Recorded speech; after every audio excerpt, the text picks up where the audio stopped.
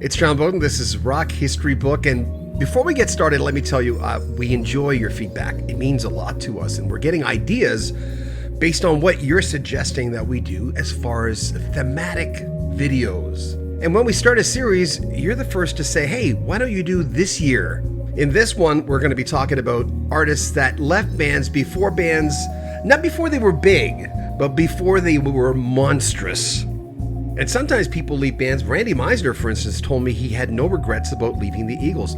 Bernie Leadon told me the same thing. Mind you, they were pretty big when these guys were in the band. They were pretty monstrous. But sometimes people leave groups and they have no regrets. They just like the life they have. Jim Henman, who was the original bassist for April Wine, said he had no regrets for leaving the band after the first album because he said he'd probably die. That rock and roll lifestyle probably would have killed him. He knew himself. So if we don't feature the people that you have in mind in this interview, give us suggestions and we'll add parts 2, 3, and 4 if this video does well. And remember, if you ever want to donate to the channel, it helps us buy equipment and really helps us with our budgets because YouTube is crazy these years. There's a link in the description. You can join our Patreon. You'll get early access to our videos. And you can buy a t-shirt at our swag store. I'm John Bowden. Enjoy Rock History Book.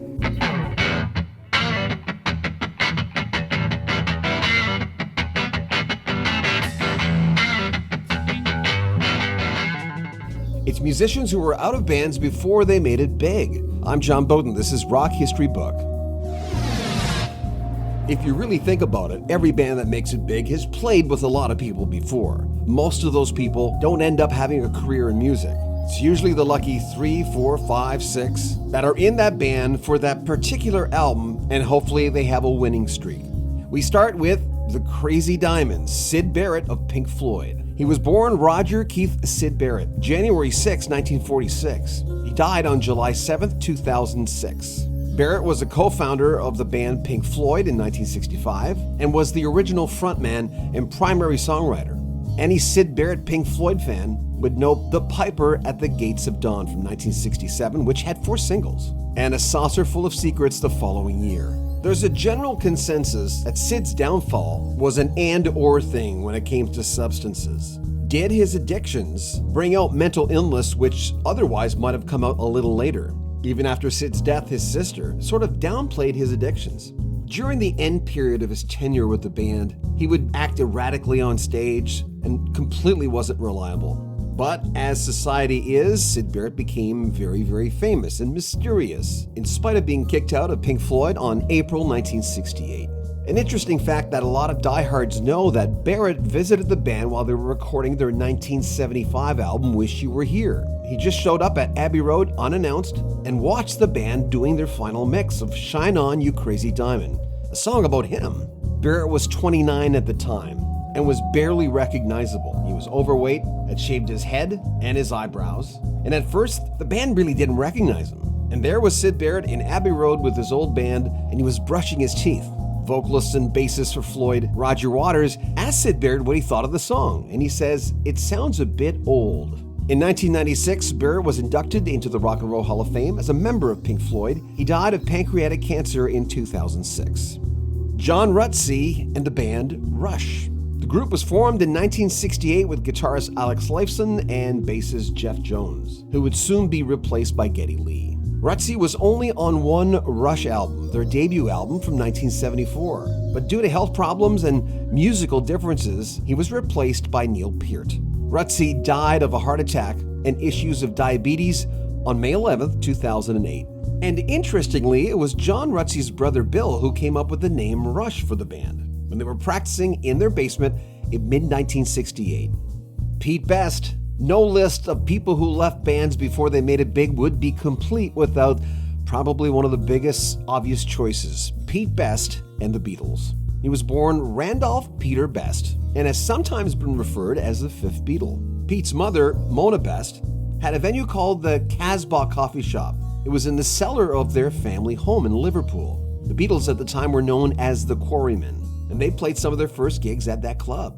Pete joined them August of 1960. But unfortunately for Pete, Ringo Starr would, of course, replace him in in August of 1962. It was the group's manager, Brian Epstein, who fired Best at the request of John Lennon, Paul McCartney, and George Harrison. That was following the band's first recording session. Many years later, Best received a major payout for his work with the Beatles after the release of their 1995 compilation of their earlier recordings, Anthology 1, where Pete played the drums on a number of the album tracks. Pete Best later started his own band, the Pete Best 4, and started other bands over the years.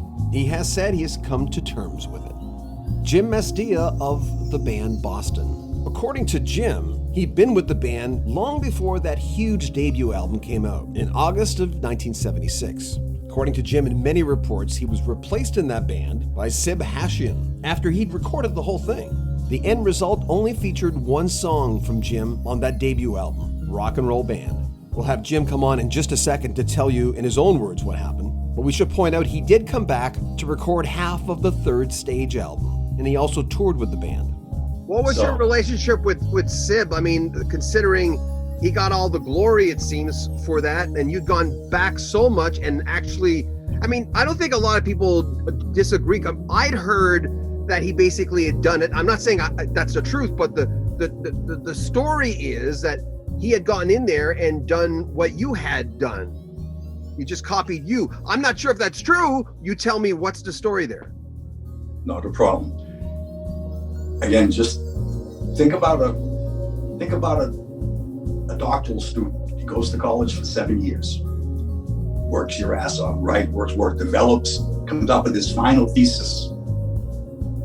Then the clerk who takes his hand notes and inputs them into the computer and prints out the thesis, they decide to give him the doctorate, even though he just copied the work of the other guy. So for me, it's kind of the same way. I worked for 7 years. Sib was in there a couple of months before the album came out.